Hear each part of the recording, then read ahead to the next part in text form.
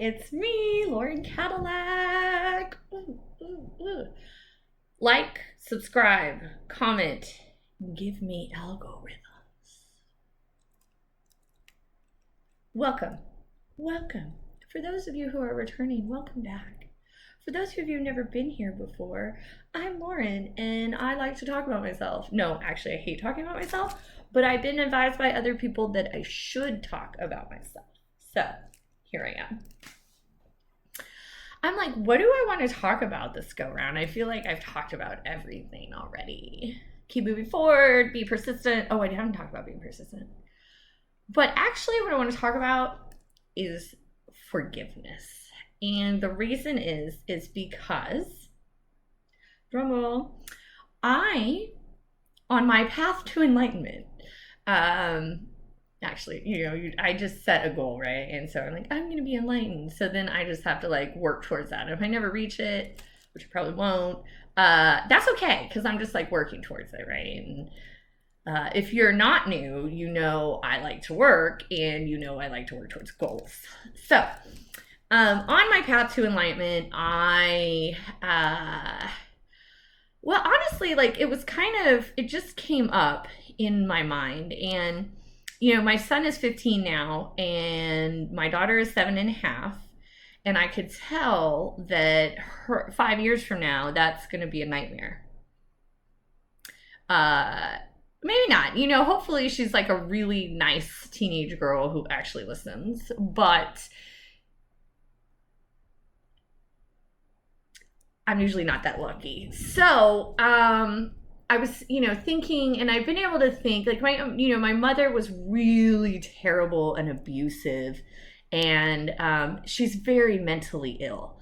And so I was so I've been so mad at her for so many years, and I used to carry this anger with me, and then I let go of the anger, but I still had the voice, and then I let go of her voice, but I still had I subbed in. It was like, tag, time to yell at Lauren all the time, time to pick her apart and tell Lauren she's terrible. My turn, myself is going to do this. Thanks, Mom. You really taught me how to be good at being hypercritical.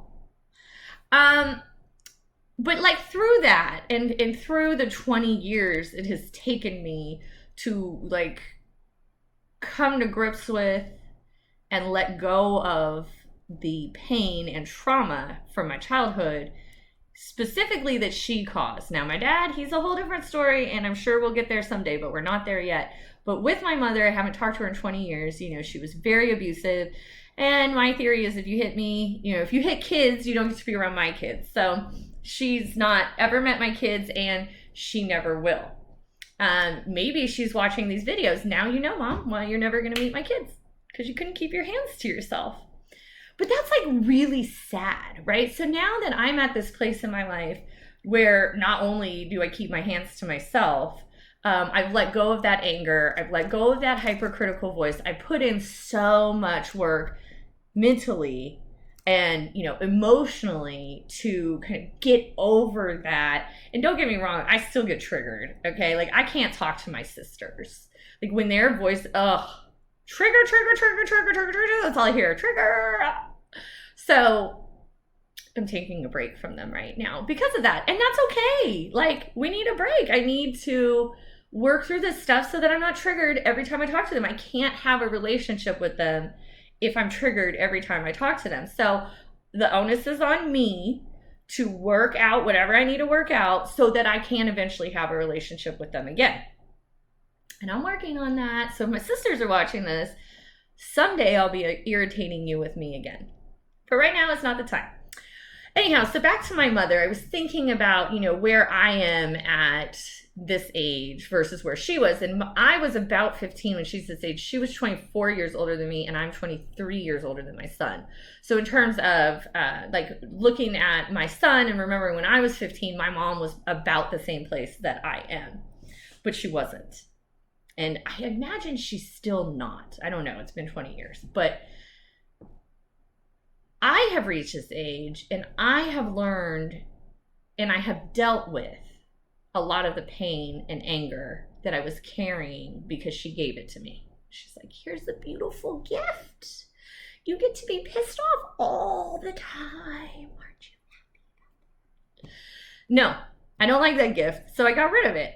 And I've been a better person for it. I have worked so hard at being a better person, which she didn't care to do. I don't know if she didn't care to do it or if she was like too overwhelmed or really, and it honestly, it doesn't matter. It does not matter. She just didn't do it. So it doesn't matter the motivation, the why I thought about it for so long, but who cares? Like, I don't know what inspired her to be evil and terrible, but she is. So coming to grips with, like, I'm never going to know why she did this. I'm never going to know how. Like, as a mother, like, imagining what that woman did physically to my sisters and I, to my own children, makes me, like, physically have a reaction. So I'm never going to know how or why, but what I do know is that she hasn't had the gift of being able to work through her shit. Okay? So she went from her shit into new shit, into new shit, into new, she's just in shit. And she never said, oh, whoa, this is like shit surrounding me. So I'm going to find out, like, I'll find a way out of this. I'll seek professional help, and none of that. Maybe she's mentally ill and she doesn't know it. I don't know. And quite frankly, I don't care because it doesn't matter. What matters is that all of that came to mind, and I realized that, I feel for her. I really can empathize with someone who's had 3 children and can't speak to any of them because they've been so evil and angry and terrible to their children.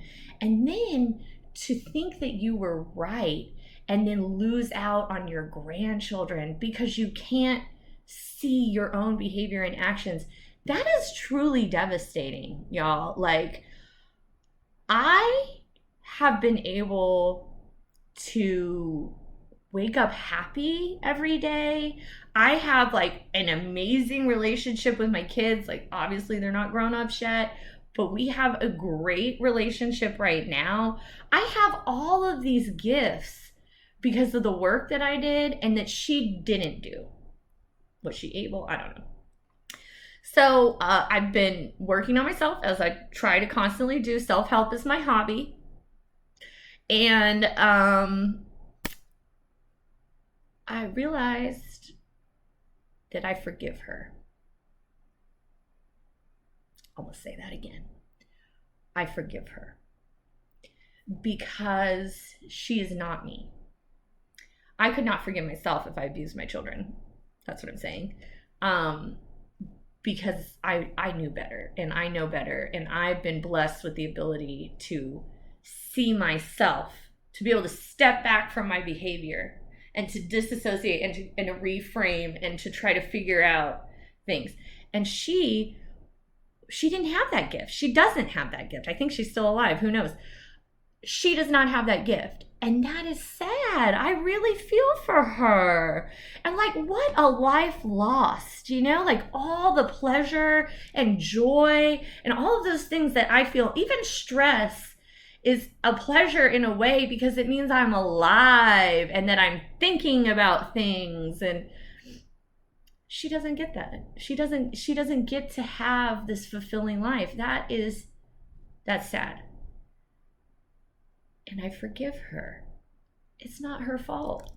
Well, maybe it is. I don't know. But I forgive her for it. Like, I'm not going to hold her to it any longer. We all know she was a terrible mother. Now the internet knows. When I run for president, everybody would. When I write my autobiography, or, well, when someone takes these videos and types it out for me, because remember, my sweet little wrists don't want to do it. The world is going to know, and the world knows. And I'm not ashamed. Like, that is what happened to me as a child. I was a child. No control. But once I became an adult, I did what I needed to do to not do that. And I forgive her for not having done that herself. And I forgive her for being a human. And I forgive her for feeling overwhelmed and allowing those feelings to come out physically against my sisters and I. I forgive her. Mom, if you're watching this, I forgive you. I don't want to hang out with you. I don't want you to contact me, but I forgive you. That took 20 years of therapy, people. So anyhow, once I did that, that was like, I don't know, a week ago or something. It really was not that long ago. But ever since I did that, what I did is I visualized her as I remember her, because obviously she looks different now. I gotta assume she does. I imagined her as I knew her in a reflection, right? Like I was looking at her in my imagination. And I just looked her dead in the eyes and said, I forgive you. And ever since then, I have been in the best mood. I feel so good. I already knew I was on track for my life goals. I've already known all that. You know, I'm eating well, I'm exercising, but I'm not the voice, the Lauren that is like mean to Lauren, like, oh, you're fat. Oh, your teeth are ugly. She's gone. It's gone. All because of forgiveness.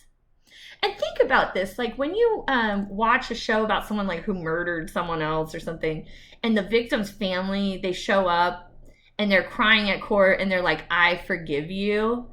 And you know, as viewers, we're just like, damn, that's, I know how hard that was. It is hard. And it could take 2 decades. It could take 5.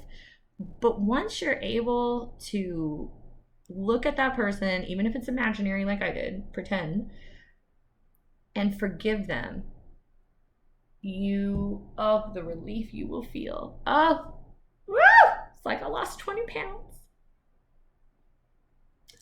So today's video is about forgiveness, and I urge you all, when you have situations where you have someone who's wronged you, to try your hardest to step out of the situation, step out of yourself, try to assess it, like where are they coming from? What happened to them? You don't need to know the why per se, like that really is neither here nor there. But once you make that assessment, I urge you to go a step further and look at them and forgive them. But mean it, you know, and I forgive you. And really, that is when you get to let it go. Now, I would totally break out into song, but I want you guys to come back, so I'm not going to do that to you. I hope this has helped something. I don't know. I don't think my life is really that interesting, but people said to video it, so here I am. All right, like, subscribe, hit me up later. If you need a lawyer, call me. That's it. Have a wonderful day.